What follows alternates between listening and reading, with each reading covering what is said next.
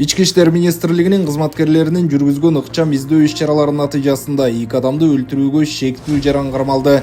Тактап айтканда 2023-жылдын 3-октябрь күнү саат 3:28 чамасында 102 кызматына Бишкек шаарынын Ленин районунун Агордо жаңы конушунун Ынтымак көчөсүндө жайгашкан үйлөрдүн биринде белгисиз эркек киши үйгө кирип, үй ээсине бычак менен жаракат келтиргендиги тууралуу маалымат келип түшкөн. Аталган факт маалыматтардын электрондук каттоо журналына катталып, окуя болгон жерге Ички иштер министрлигинин жетекчилиги жана ыкчам тергөө тобу барган учурда аталган үйдүн ичинен 1991-жылы туулган И уулу Э жана анын бир тууган эжеси 1987-жылы туулган Б анын жансыз денелери табылган.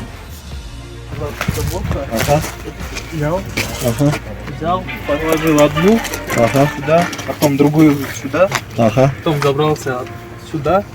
Аталган факт боюнча Бишкек шаарынын Ички иштер башкы башкармалыгынын тергөө кызматы тарабынан Кыргыз Республикасынын кылмыш жаза кодексинин 122-беренеси адам өлтүрүү менен кылмыш иши козголуп, тийиштүү экспертизалар дайындалган. Снял обувь. Покажите, как снял. Снял обувь. Положил аккуратно сюда. Зашел. Один. На левом боку. Нет, головой куда? Головой к тому окну. Алдын ала маалыматка ылайык судмет эксперттер менен кароо учурунда маркум И уулу Эге 18 жолу, ал эми анын бир тууган эжеси Б ага 11 жолу бычак сайылгандыгы маалым болгон. Упал. Потом я ножом ударил его в живот. Потом, когда он хотел встать, я ударил ему в спину. Сколько раз? 1 раз. Тергөөнүн жүрүшүндө маркумдун жубайы суракка алынып, анын айтуусу менен шектүүнүн болжолдуу келбети түзүлүп, ички иштер органдарына издөө тууралуу багыттамалар берилген. Урматтуу кыргыз элим, мен бул баланы 100% эмес, 1000% таанып атам. Сиздер ал үйдө болгон эмессиздер, көргөн эмессиздер.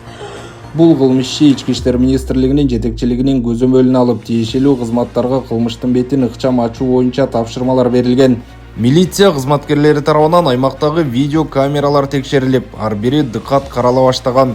Тергөө ыкчам иш-чараларынын жүрүшүндө кылмышка шектүү боюнча толук маалыматтар жана фактылар чогултулуп, ал 2006-жылы туулган И С экендиги аныкталган. Аталган жаран мурда соттолгон эмес, шектүү уурулукка кирип, бирок үй ээлери ойгонуп кеткенине байланыштуу аларга кол салган. Женщина подошла, она схватила меня за руку, я испугался, ударил по животу, потом еще раз и спину. На спину. Ошондой эле шектүүнүн кайсы багытта жүргөндүгү боюнча видео маалыматтар такталып, Бишкек шаарынын аймагында жана ошондой эле Скөл облусуна чейинки аралыктагы видео көзөмөл камералары текшерүүгө алынган. Азыркы учурда жасалган кылмыш ишинин жагдайларын аныктоого багытталган баардык зарыл ыкчам тергөө аракеттери жүргүзүлүп, тийиштүү далил заттар алынып, экспертизалар дайындалды. Да, я бросил нож сюда, потом забрался и взял оттуда нож и положил в ощепку. Зашел в сооружение, положил пакет бомбер, заказал такси, приехала белая машина, китайская фирма, точно не знаю. Приехал мужчина средних лет, 30 лет. Турган экен, машинанын жарыгын бергем. Ошол убакта мен көрдүм. Анан машинаны артка берип, анан тиги бала келип отурду.